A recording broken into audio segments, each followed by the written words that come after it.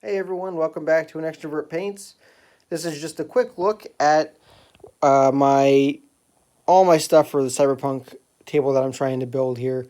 As you can see, we're nowhere near completed. It's got tons of stuff going on. I've got buildings to paint. I haven't even touched half of these. They've just got a coat of primer on them.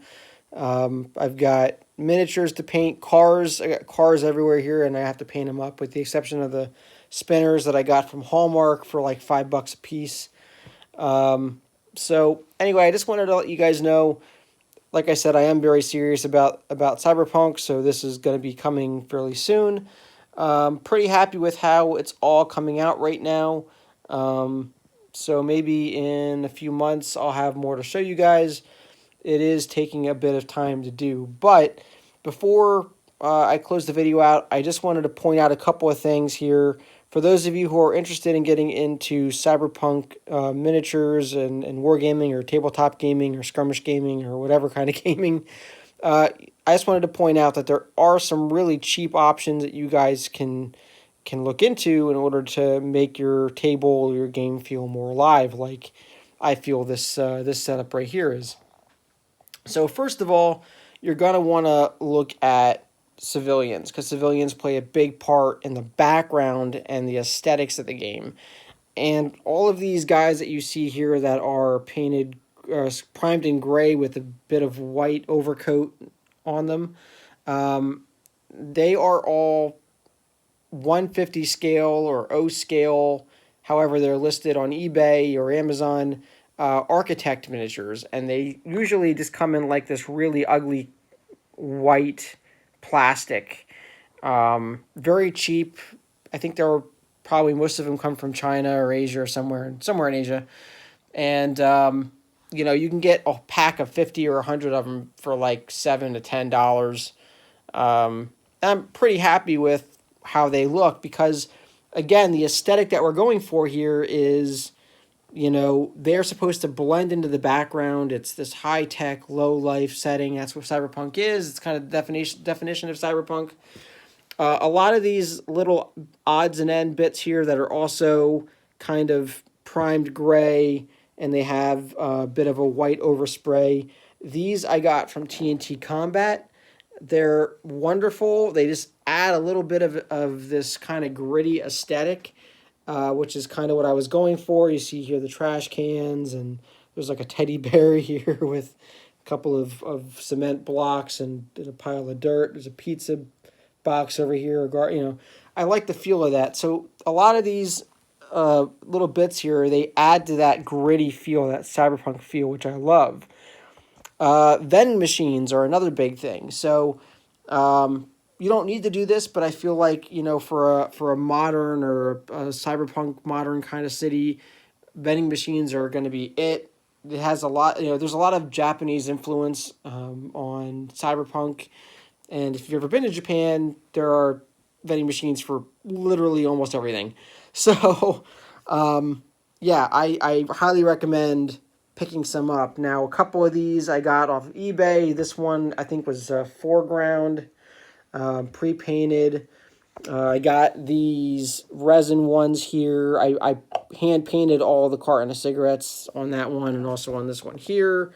And then there's this one which came with the Warsenal building that I have right here. So that adds a little bit of flair as well. I recommend looking at TT Combat. They're kind of like their wrestling tabletop game that they have, because all of the ladies of the night here that I have out and about, they all came from that game, and I just felt like their aesthetics was perfect. I do plan on actually painting them up, but that's why they're a different color than the rest of all the other guys here. So we'll see how they look when that's done. You want to get yourself some terminals. So I have a couple of terminals throughout this area. There's another one back here. And I think there's a third one somewhere else nearby around here somewhere. I don't know where the heck I put it. Oh, here it is. It's right over here.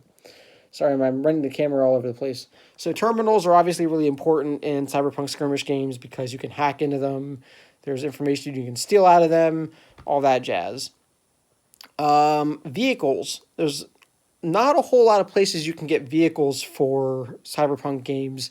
You can get like die cast cars, which work just fine. Just make sure you get them in scale. There are videos out there or YouTube or blog tutorials on where you can get them and kind of paint them up or weather them, whatever, to make them look more cyberpunky. Hallmark still sells the spinners, so definitely check their website out. You can get them on Amazon and eBay too. I'm sure you can get them through third-party sellers if you don't want to have to deal with Hallmark's website. The resin ones that I have over here, these are all from Nintendo City's workshop. I think that's how you pronounce their website's names. I'll post a link in the description below because I know people have been asking about where to get them. But you can also get this bad boy right here that's kind of taken off. That is from Crooked Dice. I think it's part of their Colony 87, is it? Colony, whatever their most recent Cyberpunk Kickstarter was. I found it and I got that. It's on eBay. You can check it out. It's pretty cool. If you don't want to go to the website, they have them available there. Also, these sort of like atmospheric, I don't know, air purifiers. I got them from Nintendo Cities as well. So all of these things add a little bit of grit and feel to the terrain, which is obviously very important. Any kind of Japanese aesthetics like this this entranceway here I got from TT Combat. So again, just, don't stress if you're getting into Cyberpunk's tabletop gaming and you're not sure where to start or where to go or how to really make that aesthetic work.